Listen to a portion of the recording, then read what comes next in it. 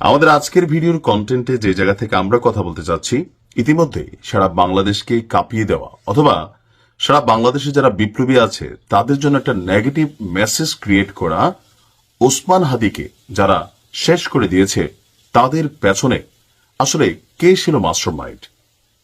দর্শক, দীর্ঘদিন দেশে থাকার কারণে, শারীরিকভাবে অসুস্থ থাকার কারণে আপনাদেরকে সবগুলো নিউজ আপডেট দিতে পারিনি। আজকে আমি সাউথ কোরিয়া এসে পৌঁছেছি, সো আশা করি আপনাদেরকে নিউজগুলো নিয়মিত দিব। কথা বলছি ওসমান হাদি কাণ্ডের মাস্টারমাইন্ড কে। একজন ব্যক্তির পরিচয় সামনে এসেছে, আর তার নাম হচ্ছে শাহীন চেয়ারম্যান। এই এলাকার কারা কারা আছেন, কারাই বা তাকে চিনেন, আসল দিকে বিস্তারিত এই শাহীন চেয়ারম্যানকে নিয়ে। পুলিশের যে তদন্ত বা গোয়েন্দা সংস্থাগুলোর যে তদন্ত, সেই তদন্তে উঠে এসেছে এই হত্যাকাণ্ডের মূল পরিকল্পনা এবং বাস্তবায়নের সঙ্গে জড়িত ছিল ঢাকার দক্ষিণ কেরানীগঞ্জের সাবেক উপজেলা চেয়ারম্যান শাহীন আহমেদ ওরফে শাহীন চেয়ারম্যানের নাম। গোয়েন্দা সংস্থার ভাষ্য অনুযায়ী মেশিনারিজ এবং টাকা দুটোরই ব্যবস্থাপনাতেই সরাসরি এই শাহীন চেয়ারম্যানের ভূমিকা ছিল। এই ঘটনায় শাহীন চেয়ারম্যান একা ছিলেন না, তার সঙ্গে ঘনিষ্ঠ যোগাযোগ এবং সহযোগিতা ছিল আরও কয়েকজন ব্যক্তি, যাদের মধ্যে নিষিদ্ধ ঘোষিত ছাত্রলীগের সাবেক কয়েকজন নেতার সম্পৃক্ততার প্রাথমিক তথ্য মিলেছে। এরই মধ্যে কয়েকজন ব্যক্তির উপর গোয়েন্দা সংস্থাগুলো নজর রাখছে। গোয়েন্দাদের দাবি, হাদির উপর হামলার পর হামলাকারীদের ঢাকা থেকে সীমান্তের দিকে পালিয়ে যেতে সহযোগিতা করেন গোপালগঞ্জ জেলা ছাত্রলীগের সাবেক সভাপতি আব্দুল হামিদ। এই ঘটনায় তার সংশ্লিষ্টতার অভিযোগে তাকে গ্রেপ্তারের জন্য অভিযান চলছে।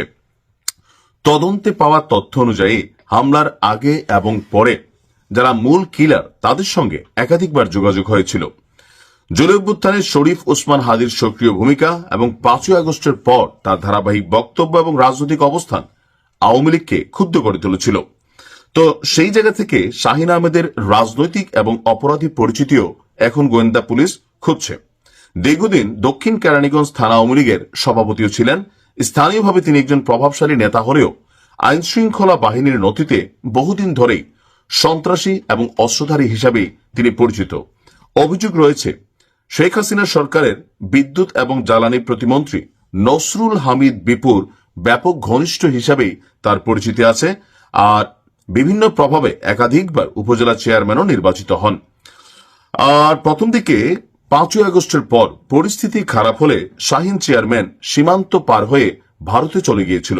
এরপরে আত্মগোপনে থাকতেও আবারও সক্রিয় হয়ে ওঠেন। বিভিন্ন অ্যাপস ব্যবহার করে দেশে থাকা স্লিপার সেল হচ্ছে ওই মস্তিষ্কের মানুষ। বাংলাদেশে জিয়াফত করে স্লিপার সেল আছে অনেকে, যেমন ধরেন পিনাকিদা গরুর কথা বললে, ইলিয়াস ভাই গরুর কথা বললে, যারা গরু খাওয়ার জন্য দেশের রাষ্ট্রীয় প্রতিষ্ঠানগুলোতে হামলা ভাঙচুর চালান, যারা মনে করেন যে না এগুলোকে রাখা যাবে না, তারাও কিন্তু স্লিপার সেল। বেসিক্যালি এদের ব্রেইন কাজ করে না, এগুলো ফরম্যাটেড, এদের দিয়া যে কোনো মানুষ যে কোনো ঘটনা ঘটাইতে পারে। তো তাদেরকে স্লিপার সেল বলে। আওয়ামী লীগে এই মুহূর্তে কিছু স্লিপার সেল আছে। তো বলা হচ্ছে যে এই স্লিপার সেলদের যারা সদস্য আছেন তাদের সঙ্গে যোগাযোগ করে হাদিকে শেষ করার পরিকল্পনা করা হয়েছিল। আইন শৃঙ্খলা বাহিনী বলছে, কয়েকটি হোয়াটসঅ্যাপ কল এবং খুদে বার্তার সূত্র ধরে শাহীন চেয়ারম্যানের সম্পৃক্ততার প্রমাণ পাওয়া গেছে। একই সঙ্গে সেখানে আরো বেশ কিছু ব্যক্তির নাম পরিচয় উঠে এসেছে। ভারতে অবস্থানরত কয়েকটি গ্রুপ থেকে অ্যাপ ভিত্তিক যোগাযোগের মাধ্যমে ঢাকায় থাকা সহযোগীদের সাথে কোঅপারেশন করেই এই ঘটনা হয়েছে। তো ঢাকা মহানগর পুলিশের অতিরিক্ত কমিশনার যিনি আছেন তিনি বলছেন, সব দিক বিবেচনায় নিয়ে অত্যন্ত গুরুত্বের সঙ্গে তদন্ত চলছে। এই ঘটনার মাস্টারমাইন্ড সহ বাকিদের পরিচয়ও সামনে আসবে। বাংলাদেশ এই মুহূর্তে একটা ক্রান্তিকাল পার করছে।